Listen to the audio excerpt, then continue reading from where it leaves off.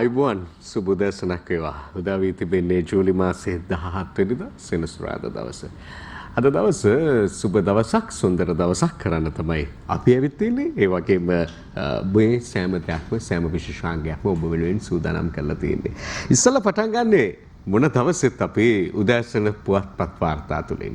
මේ පුවත්පත් වාර්තාවල මොනවද පළ වෙලා තිබෙන්නේ? එයින් වඩාත්ම වැදගත් වෙන කාරණා බොහොමයක් අපි උපුටා ගන්නවා සෑම දිනකම. අදත් ඒ ආකාරයෙන්ම මේ උදෑසන පුවත්පත් වාර්තා සම්පින්ඩන ඉදිරිපත් කිරීමටයි අප බලාපොරොත්තු වෙන්නේ.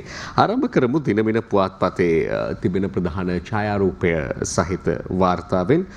මොඩර්නා එන්නත් ලක්ෂ 15ක් මෙරටට. අමරිකානු රාජ්‍ය ප්‍රධානයක් ලෙස ශ්‍රී ලංකාවට තිබෙන මොඩර්නා කොවිඩ් මර්ධන එන්නතේ මාත්‍රා ලක්ෂ 15ක් ඊයේ මෙරටට ලැබුණු බව සඳහන් වෙනවා.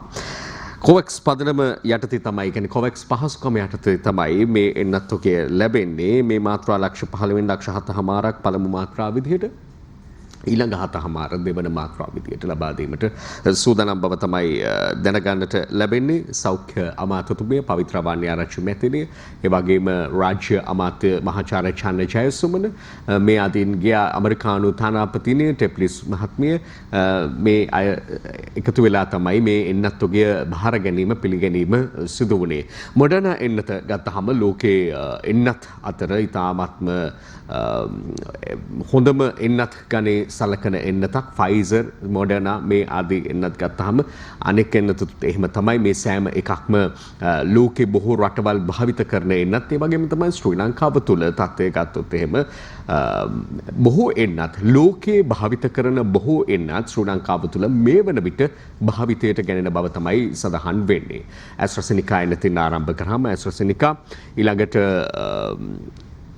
ෆයිසර් එන්නත, අප කතා කරපු මොඩර්නා එන්නත, ස්පුට්නික් V එන්නත සහ වැඩියෙන්ම මේ රටේ ජනතාවට ලබා දෙන සයිනෝෆාර්ම් එන්නත. මෙහෙම ගත්තහම ලංකාව මේ අනිකුත් රටවල් එක්ක සංසන්දනය කරාම අපේ තලයේ අපේ මට්ටමේ අනිකුත් රටවල් එක්ක සංසන්දනය කරාම එන්නත්කරණය අතින් ඉදිරියෙන් සිටින බව තමයි දැන් පිළිගැනීම බවට පත් වෙලා තිබෙන්නේ. ඒ වගේම තවදුරටත් මේ ආකාරයේ එන්නත් ලබා දීම සඳහා ඇමරිකා එක්සත් ජනපදයේ කටයුතු කරන බවත් ඊයේ මේ ලබා දුන්න අවස්ථාවේ අදහස් දක්වමින් ටෙප්ලිස් මහත්මිය නැත්නම් ඇමරිකානු තානාපතිනිය අදහස් පළ කරනවත් අපට දකින්නට ලැබුණා. අපි දකිනවා ඒ අවස්ථාව සංචාරක අමාත්‍ය ප්‍රසන්න රණතුංග මහතා තියෙනවා මේ දෙරටේ මිත්‍රත්වය විදහාපාන අවස්ථාවක් විදිහටත් දිනමින මේ ඡායාරූපය ඔබට දකින්නට පුළුවන්.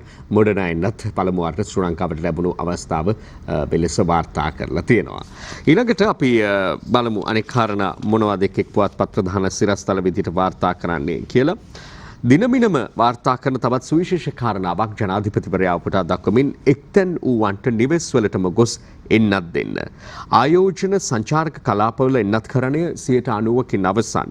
රැකියා නියුක්තිකයන්ට ඕනෑම ස්ථානයකින් එන්නත ගැනීමට ඉඩ ජනපති. ජනාධිපතිතුමන් උපුටා දක්වමින් මේ වාර්තාව දිනමින පුවත්පත ගෙනවිත් තිබෙන්නේ.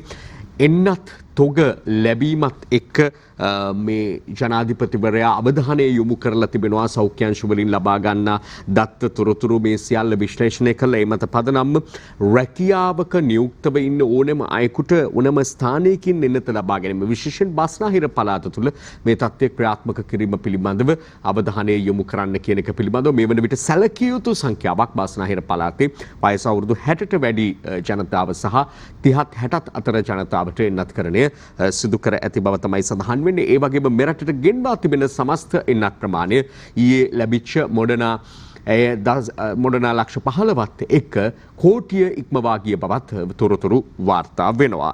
ඒ අතරේ ජනාධිපතිවරයා යෝජනා කරන මේ කාරණාව මේ එක්තැන් වූ අයට ඇබිද ගන්න බැරි ආබාධිත තත්ත්වයේ පෙළෙනාට නිවෙස්වලටම ගිහිල්ලා ඉන්නත ලබා දීම පිළිබඳවත් බොහෝ දෙනාගේ පැසසුම් හිමිව තිබෙනවා. ඒ අනුව ඒ කටයුතු සිදුවන බවත් දැනගන්නට ලැබෙනවා. ඊට පස්සේ අපි අවධානය දෙන්නට ඕනේ මේ ජනාධිපතිවරයා පිළිබඳව උපුටාගත් නිසා අපි කලින් ඉදිරිපත් කළ වාර්තාවත් බලලෙමු. දිනමින පුවත්පත අද වාර්තා කළ තියෙන ඉහළින්ම මේ කාරණාව. එය දකින අතර ඊළඟට ඔබේ අවධානය යොමු කරන්න කැමති ලංකාදීප පුවත්පතේ තිබෙන ඡායාරූප සටහනක් සමග කර තිබෙන වාර්තාකරණය ජනපති විරෝධතාකරුවන්ට අතවනයි කියලා. නිරෝධාන කඳවුරුවල රඳවා සිටින ලංකා ගුරු සංගමේ ප්‍රධාන ලේකම් ජෝසප් ස්ටාලින් මහතා ඇතුළු වෘත්තීය සමිති නායකයන් සහ සමාජ ක්‍රියාකාරීන් වහා නිදහස් කරන්න ඇවිල්ලා සහ ගුරුවරුන් ආරම්භ කර ඇති වර්ජනයට සහාය දක්වමින් ආණ්ඩුවේ මර්ධනයට එරෙහි වෘත්තීය සමිති හා බහුජන සංවිධාන එකමුතුව සංවිධාන කළ විරෝධතා ගමනක් කොළඹ ජනාධිපති ලේකම් කාර්යාලය දෙසට ආවා. එහිදී විරෝධතාකරුවන් විරෝධතා බැනරයකුත් අරගෙන ජනාධිපති ලේකම් කාර්යාල භූමියට ඇතුළු වුණු අවස්ථාවේ ඉන් පිටතට එමින් සිටි ජනාධිපතිවරයා රථය නවත්වලා එයට අතවනාගෙන යන අවස්ථාව මේ ඡායාරූපෙත් දකින්නට පුළුවන්කම තිබෙනවා. ඒ අසලින් ගමන් කළා කියලා තමයි සඳහන් වෙන්නේ. මෙන්න ලංකාදීපය ඡායාරූප සටහනක් එක්ක අද එය පුවතක් ලෙස වාර්තා කරලා තිබෙන ආකාරය. වර්තමාන ජනාධිපතිවරයා පත්වීමෙන් පස්සේ අපට දකින්නට ලැබුණා මේ උද්ඝෝෂණ විරෝධතා දක්වන්නට කොළඹ වෙනම ජනාධිපති ලේකම් කාර්යාලය අසල ඒ වගේම ගෝල් ෆේස් එක නැත්නම් ගාලු මුවතුර පිටිය අසල ස්ථානයක් නිර්මාණය කරලා තිබෙනවා. වෙනම ස්ථානයක් වෙන් කරලා දීලා තිබෙන තත්ත්වයක් මේ ගැන විවිධ මත තිබෙනවා. නමුත් වෙනම ස්ථානයක් වෙන් කිරීමත් සිදු වුණා. ඒ වගේම මුල් අවදී අපිට මතකයි යම් විරෝධතා දක්වන්නට ආම එයාට සංග්‍රහ සත්කාර කරපු ආකාරයත් අපිට මතකයි. දැන් තත්ත්වයේ යම් ආකාරයක වෙනසකට බඳුනුනාට ඒ සියල්ල එහෙම වෙනකොට තමයි ඊයේ මේ සිද්ධිය වෙන්නේ. ජනාධිපති ලේකම් කාර්යාලයට ඇතුළු වුණ අයට මේ විදිහට ජනාධිපතිවරයා අතවනමින් ගමන් කරා කියලා සඳහන් කරන්නේ. ඔවුන්ගේ ඉල්ලීම් වලට ඔවුන්ගේ සටහන් පාඨවලට මොකද වෙන්නේ කියන එක තමයි වඩාත්ම වැදගත් වෙන කාරණාවට. ඒවට කෙතරම් දුරට ජනාධිපතිවරයා සහ අදාළ අය ඇහුම් කන් දෙනවාද කියන එක සහ ඔවුන් කෙතරම් දුරට ජනාධිපතිවරයා සහ රජය විශ්වාස කරනවාද කියන කාරණාව මත තමයි මේවායේ අනාගතය තීන්දුව තීරණ වෙන්නේ. දැන් මේ විරෝධය දක්වන්න ප්‍රධාන හේතුවක්නේ මේ නිරෝධායනයට යවලින් නැව නිදහස් කරන්න කියලා. අද දිවයින වාර්තා කරනවා විරෝධතා මැද නිරෝධායනයට යොමු කළ ස්ටාලින් නාගමුව ගෙදරට ආණ්ඩුව නාගත්තා ජෝසප් ස්ටාලින් කියයි. මර්ධනය මුදා හරින ආණ්ඩුව ගෙදර යවනවා දුමින්ද නාගමුව. මේ දිවයින අද වාර්තා කරන ආකාරය ඒ පිළිබඳව කෙසේ වෙතත් දැඩි කතා බහක් ආందోලනයක් මේ සිද්ධිදා මේ පිළිබඳව රටේ ඇති වූ බව අපි හොඳින්ම දන්නා තත්ත්වය. ඒ අතරේ මේ විරෝධය දැක්වූ පිරිස මුලින් දැන් මේ වර්ජන ක්‍රියාමාර්ගයේ ගමු කොපි දරු ඒ ගැනත් සටහන් තියෙනවා. ලංකාදීපේ පළ කරන ඔන්ලයින් ගුරු වර්ජනය අදත් කියලා මෙන්න ඒ පිළිබඳව ඒ අතරේ ජෝසප් ස්ටාලින් සහ තව 15කට නිදහස දුමින්ද නාගම ඇතුළු 6ක් නිදහස් කරයි කියලත් අද ලංකාදීපයත් වාර්තා කරලා තියෙනවා. මෙහිදී මේ ඔන්ලයින් ඉගැන්වීම් වලින් පවා ගුරුවරු ඉවත්වීම මේ වර්ජන ක්‍රියාමාර්ගයට එළඹීම සිද්ධ වෙන්නේ ජෝසප් ස්ටාලින් මහතා ඇතුළු පිරිස අත්අඩංගුවට අරගෙන ඊට පස්සේ අධිකරණයෙන් මුදා හැරීමත් එක්ක නිරෝධායනයට යොමු කිරීමේ තත්ත්වයක් එක්ක. හැබැයි දැන් ඔවුන් කියන්නේ මේ ඇතැම් ගුරු වෘත්තීය සමිති නායකයන් කියන්නේ ඒකම නෙවෙයි අපේ මේ සටනට හේතුව. තව කාරණා තිබෙනවා. දිගටම මේ වර්ජන ක්‍රියාමාර්ගය ක්‍රියාත්මක කරනවා කියලා තමයි ඔවුන් නම් ප්‍රකාශ කරන්නේ. නමුත් මේ තුල තවත් කාරණා කතා බහට ලක් වෙනවා. දැන් මේ නොමිලේ ඔන්ලයින් අධ්‍යාපනය ලබා දෙද්දී දරුවන්ට සාමාන්‍ය පාසල් අධ්‍යාපනය කඩාකප්පල් වෙලා තිබෙන නිසා යම් අයකිරීමකින් තොරව මේ ලබා දෙන අවස්ථාවේ ඒන් ඉවත් වෙලා ඉන්න ඇතැම් ගුරුවරු යම් මුදලක් අය කරලා කරන පන්ති කරගෙන යනවා කියලා තමයි දෙමව්පියෝ ඇතැම් අය කියන්නේ. අර ඇතැම් වෛද්‍යවරු වර්ජනය කරනවා වගේ රෝහල් වලට එන්නේ නැහැ, බ්ලඩ් බලන්නේ නැහැ, බේත් දෙන්නේ නැහැ. හැබැයි හවසට ඩිස්පෙන්සරි කරගෙන යනවා. ඒ වගේම චැනලින් කරගෙන යනවා. ඒ ආකාරයෙන්ම තවත් අවස්ථාවක් විදිහටත් මෙය ඇතැම් දෙනා ඒ නිසා යම් විවේචනයක් කරන ආකාරයත් අපට අසන්ට දකින්නට ලැබෙනවා. මේ ගුරු සටන පිළිබඳව ගත්තාම සැබවින්ම ඒකේ තර්කයක් වාදයක් විවාදයක් නෑ. ගුරුවරුන්ට තියෙන ගෞරවය මේ රටේ වන්දනීය භූමිකාවක් ගුරුවරු මේ නියෝජනය කරන්නේ ඒ වගේ චරිතයක්. ඒ වගේම ඔවුන් මේ කරන සේවය ගත්තාම ඒ බොහොම ගරු කටයුතු සේවයක් ගුරු සේවය කියලා කියන්නේ. ඒ පිළිබඳව තර්කයක් නැති වුණාට ඒ ගෞරවය ඔවුන්ට හැමදාම හැමෝතුලම බොහෝ වෙලාවට තිබුණාට මෙවැනි දේවල් පිළිබඳව යම් අප්‍රසාදයක් පළවන අවස්ථාත් දකින්නට පුළුවන්කම තිබෙනවා. මේ ඇල්ලීම් වලට මොනතරම් දුරට රජය ඇහුම්කන් දෙනවද, කෙතරම් ඉක්මනින් ඇහුම්කන් දෙනවද කියන කාරණාවත් ඉතාම වැදගත් වෙලා තිබෙනවා. මොකද දිගටම නැත්තම් වර්ජන කරනවා කියලා තමයි ගුරුවරු කියන්නේ. මේ නිසා අවසාන වශයෙන් තැලෙන්නේ පොඩි වෙන්නේ අහිංසක දරුවෝ, සල්ලි ගෙවලා උගන්වන්න බැරි දෙමව්පියෝ කියන එක තමයි අප අවධාරණය කරන කාරණාව. ගුරුවරුන්ගේ පැත්තෙන් බොහෝ සාධාරණ කාරණා ඔවුනුත් ඉදිරිපත් කරනවා. ඒ නිසා මේ සමස්තයටම අදාළ ඇත්තෝ ඇහුම්කන් දීමේ වැදගත්කම තමයි යලි යලිත් මතු කරන්නට ඕනේ. අපි තව බොහෝ කාරණා අද දවසේ දකිනවා. ඒවාට යොමු වන්නට පෙර ආතුව කෙටි විරාමයක් ගන්නටයි බලාපොරොත්තු වෙන්නේ.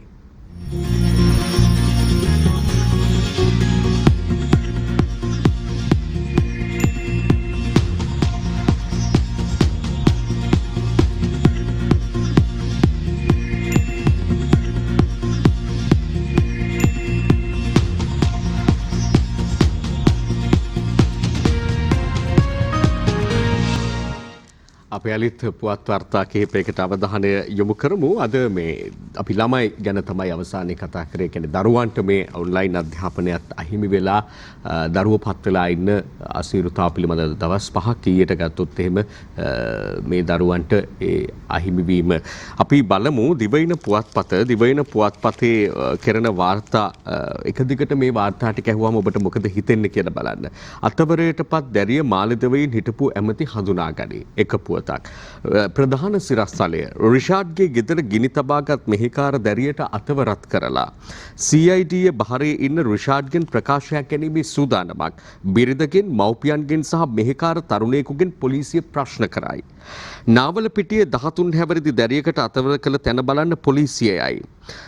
ඊළඟට මේ කාරණා කීපය තවත් මේ කාන්තාවකට වෙච්ච අසාධාරණයක් පිළිබඳ පොලිසියක් තුළ මේ යාම ගැන වාර්තා වෙන. අපි මේ දරුවන්ගේ කාරණා ගත්තට පස්සේ සිද්ධි කීපයක් අද පුවත් වාර්තා අතර දකින්න පුළුවන් දිවයින පුවත්පතේ. ප්‍රධාන සිරස්තලයේ කියවෙන රිෂාඩ් බදියුදීන් හිටපු අමාත්‍යවරයාගේ නිවසේ මෙහිකාර සේවයේ හිටපු බාලවයස්කාර දැරියට අත්වූ ඉරණම පිළිබඳව මුලින් ගිනි ගැනීමක් විදිහට සඳහන් වුණා. පස්සේ සියදිවි නසා ගන්නා චේතනාවෙන් ගිනි තබාගත් අයයි සඳහන් වුණා. කෙසේ වෙතත් ඒ දැරිය මිය යනවා. ඩයගම ප්‍රදේශයේ දැරියක් වයස අවුරුදු 16ක් පමණ වන බවයි සඳහන් වෙන්නේ. මේ වයස දරුවෝ නිවසක මෙහිකාර සේවයේ තබා ගන්නට බෑ. විශේෂයෙන් මෙහිදී ප්‍රශ්න කරන කාරණාවක් තිබෙනවා. සමාජයේ දැනුම්වත් භාවයක් ඇති වගේම ඇමතිවරු විදියට කටයුතු කරපු මෙවැනි අය පවා ආදර්ශවත්ව කටයුතු කරන්න ඕනේ අය පවා මෙලෙස Tamanගේ නිවසේ මෙහිකාර සේවයට දරුවෙක්ව තබා ගැනීම කියන කාරණාව දැඩි ලෙස ප්‍රශ්න කරන එකක්. ඒ වගේම රිෂාඩ් බදියුදීන් කියන හිටපු අමාත්‍යවරයාට තිබෙන චෝදනාවල තරම දැන් මේ තවත් එක් කාරණාවක් ඒ චෝදනා මල්ලට එකතු වෙනවා. ඒ අතර දැනටමත් ඔහු ඉන්නේ අපරාධ පරීක්ෂණ දෙපාර්තමේන්තුව බහරේ.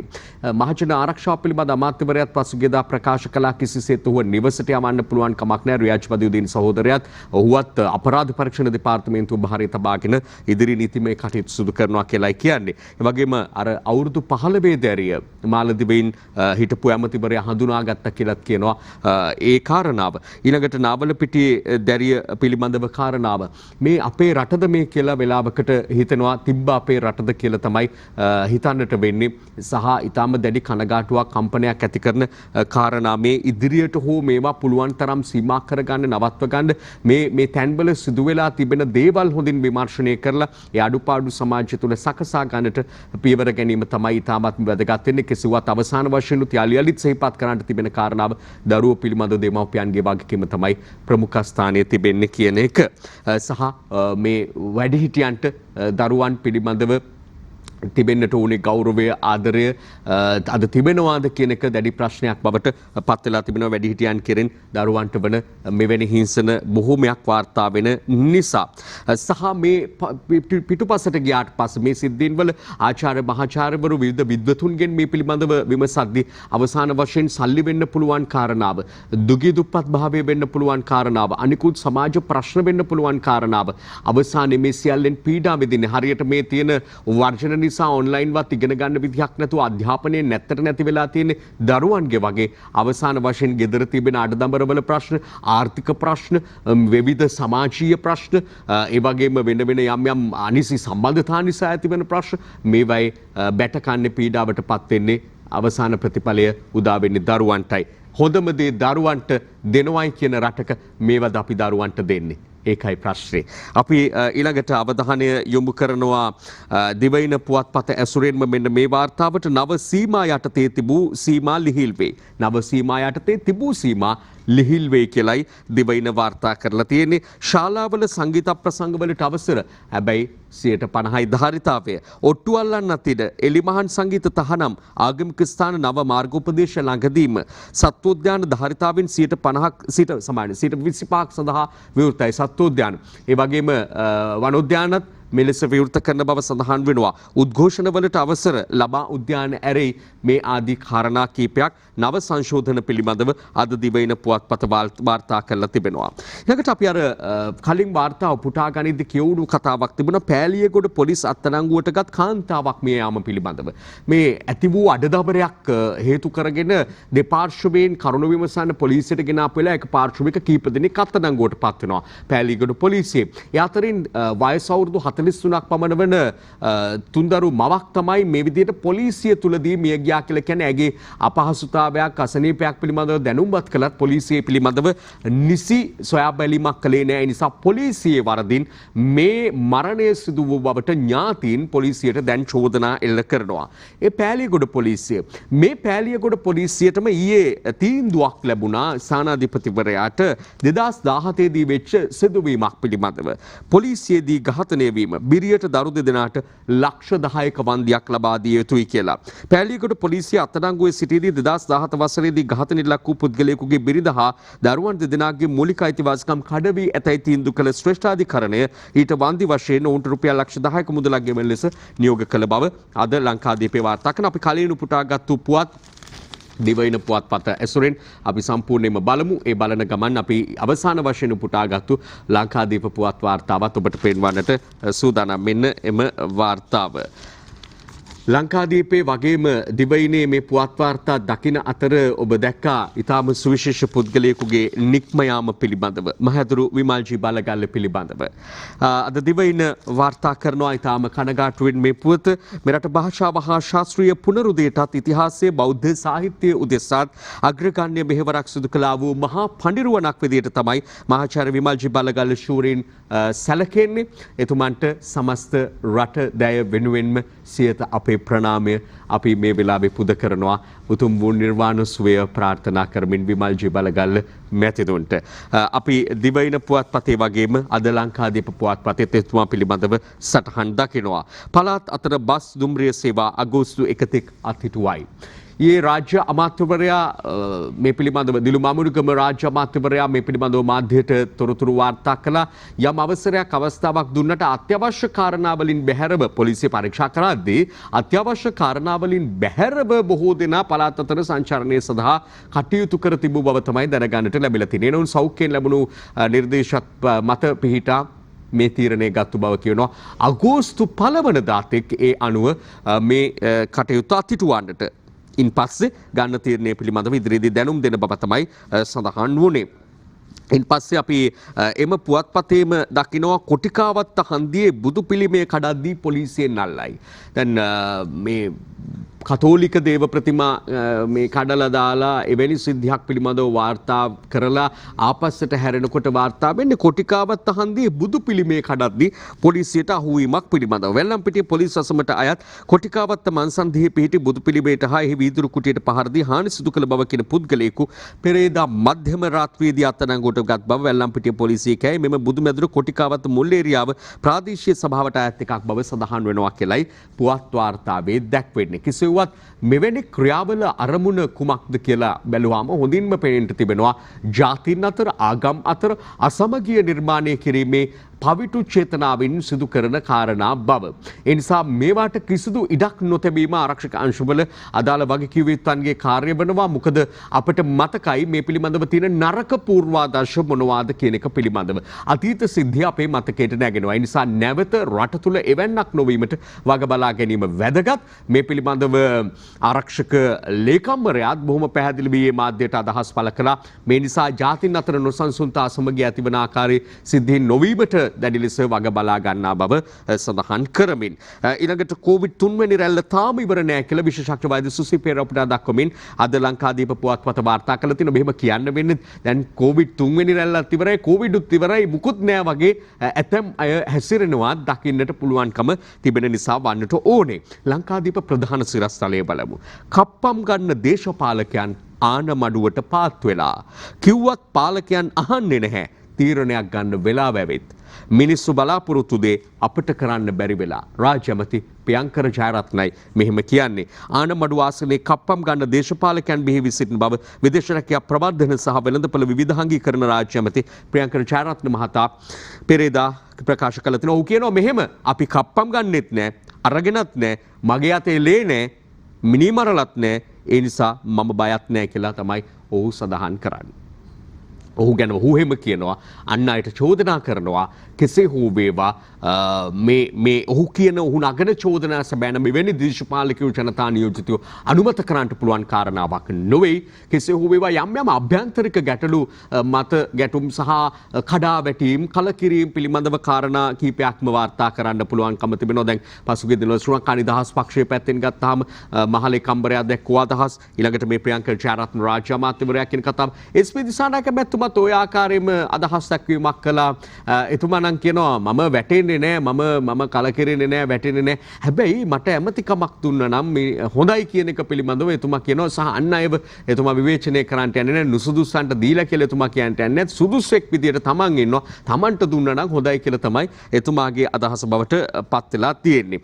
අපි ඊටම ඉක්මනින් කාරණා කීපයකට අවධානය යොමු කරමු. දිනමින පුවත්පත අද වාර්තා කරන කාරණා අතර ඉතාමත්ම වැදගත් එකක් තිබෙනවා.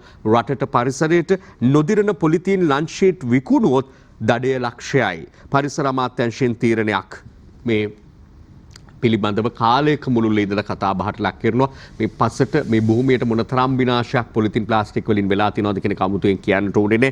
ඒ නිසා තමයි මේ ගැන කතා කරන්නේ. අපිට මතකයි පසුගිය ජනාධිපතිවරයා දැඩි ලෙස අවධානය යොමු කළ කාරණාවක් මේ පොලිතින් තහනම පිළිබඳව. හැබැයි සාර්ථක වනවා අපිට දකින්න ලැබුණේ නැහැ. කෙටි කාලිනෝ යම් දේවල් සිදු වුණත් මෙවර හෝමය සාර්ථක කරගන්නට පුළුවන් නම් සහ ඒ වෙනුවෙන් හොඳ විකල්ප හඳුන්වලා දීලා ජනතාවත් අපහසුතාවයට පත් නොවන ආකාරයට මේ කටයුතු කරන්නට පුළුවන් නම් එය ඵලදායි විසඳුමක් බවට පත්වේවි. ටවර් රඟහල පදනමට අයත් රංගශාලා අගෝස්තු 30ක සිට සහනදායී මිලකට ලබා දෙන්න කියලා අගමැති බලධාරීන්ට උපදෙස් දුන්නු අවස්ථාවක් පිළිබඳව දිනමින වාර්තා කළ තියෙනවා. මැතිවරණ කොමිසමේ නිලධාරීන් ඉවත් කිරීමෙන් ඡන්ද අසාර්ථක වීමේ අවදානමක් තිබෙනවා කියලා සජිත් කතානායකට ලියයි කියලා විපක්ෂ නායකවරයා සම්බන්ධ වාර්තාවක් අද දිනමින පුවත්පතේ දකින්නට පුළුවන්කම තිබෙනවා. ඊළඟට ඉදිරි වසර 3 ඇතුළත සහල් මිල 7-5කින්වත් වැඩි කරන්නේ නැහැ කියලා වෙළඳ අමාත්‍ය ආචාර්ය බන්දුල ගුණවර්ධන පුටා දක්වමින් දිනමින වාර්තා කරනවා. සත ගණන් වලින් නම් කිසිසේත් වැඩි වෙන්නේ නැති බව අපි හොඳින්ම දන්නවා. වැඩි වෙන්නේ රුපියල් වලින්. ඊළඟට 2019ට වඩා 20 දී රාජ්‍ය වැටුප් පියදම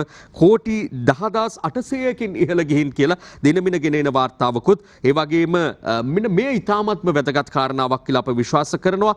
කොවිඩ් වලින් මියගිය බහුතරය එන්නත විදගෙන නැහැ කියලා යුද හමුදාපති උපුටා දක්වමින් දිනමින අද වාර්තාවක් ගෙනෙනවා දකින්නට පුළුවන්කම තිබෙනවා. ඒ වගේම ආසාදිත වූ බොහෝ දෙනා අතරත් එන්නත ලබා නොගත් දැනටමත් එන්නත ලබා ගන්නට නොහැකි වී ඇති අය බහුතරයක් සිටින බව තමයි වාර්තා වෙන්නේ. එන්නත ලබාගත්තු බහුතරයක් දෙනා ආසාදනය වීමේ අවදානමත් අඩු බවක්, ඒ වගේම මිය යාමේ අවදානම අඩු බව අපේ රට අපේ සෞඛ්‍ය පමණක් නෙවෙයි ලෝකයේම ප්‍රකාශ කරන කාරණාව කියන එක සඳහන් කරන්න ඕනේ. දිවයින දෙවැනි මුල් පිටියේ දැක්වෙනවා මාරාන්තික ඩෙල්ටා රට තුළ ව්‍යාප්තව පැවතීමේ දැඩි අවදානම්. රාජ්‍ය වෛද්‍ය නිලධාරීන්ගේ සංගමය උපුටා දක්වමින් ගෙනෙන පුවත් වාර්තාවක් තමයි අප මේ විදිහට දකින්නේ. තවත් විවිධ අදහස් දැක්වීම් දේශපාලන කරලින් නැහෙන කතා තිබෙනවා. නමුත් මම හිතන්නේ අපේ වෙලාව අවසන් නිසා අපි සමු ගන්නට ඕනේ. හැබැයි මතක් කරන්න ඕනේ අද 17 හෙට 18 වෙනිදා මේ රට ක්‍රීඩාලෝලීන් බලාපොරොත්තුවෙන් හිටපු දවසේ හෙට උදා වෙනවා. ක්‍රිකට් ක්‍රීඩාලෝලීන් විශේෂයෙන්ම යලිත් වතාවක් මේ පරාජය අබහිරි අත්දැකීම් මතට ජයග්‍රහණයේ අරුණැල්ල බලාපොරොත්තුවෙන් තමයි ශ්‍රී ලංකා ක්‍රීඩකයන් තරග බිමට පිවිසෙන්නේ. දෙරටේම දෙපිළේම නව නායකත්වයක් එක්ක ඉන්දියා කණ්ඩායමේ ශිඛර් ධවන්, ඒ වගේම ශ්‍රී ලංකා කණ්ඩායමේ දසුන් ශානකගේ නායකත්වයත් එක්ක ශ්‍රී ලංකා කණ්ඩායම සූදානම් වෙනකොට සියත අප ඒ පිළිබඳව සුවිශේෂ සූදානමක සිටිනා බව මෙරට පිළිගත් දක්ෂ ක්‍රිකට් විස්තර විචාරකයන් පිරිසක් එක්ක ක්‍රිකට් ඔබ වෙත සජීවීව ගෙනෙන ශ්‍රී ලංකා ඉන්දියා තරගාවලිය හෙට හවස සිට සජීවීව ඔබ වෙත ගෙනෙන්නට අප සූදානම් බව සඳහන් කරමින් සමුගන්නේ ඔබෙන් ඉදිරි විශේෂාංග සමග රැඳෙන්නට ආරාධනා කරමින් හෙට උදේන ඔබ හමු වෙන්නට සුබ දවසක්.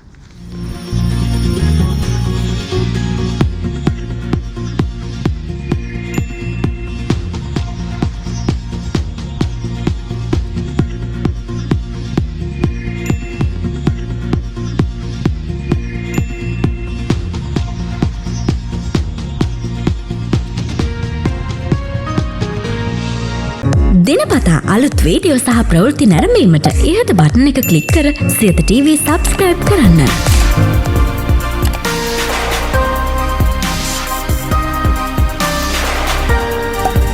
අලුත් වීඩියෝ ගැන මුලින්ම දැනගන්න මෙම සීනුව ක්ලික් කරන්න.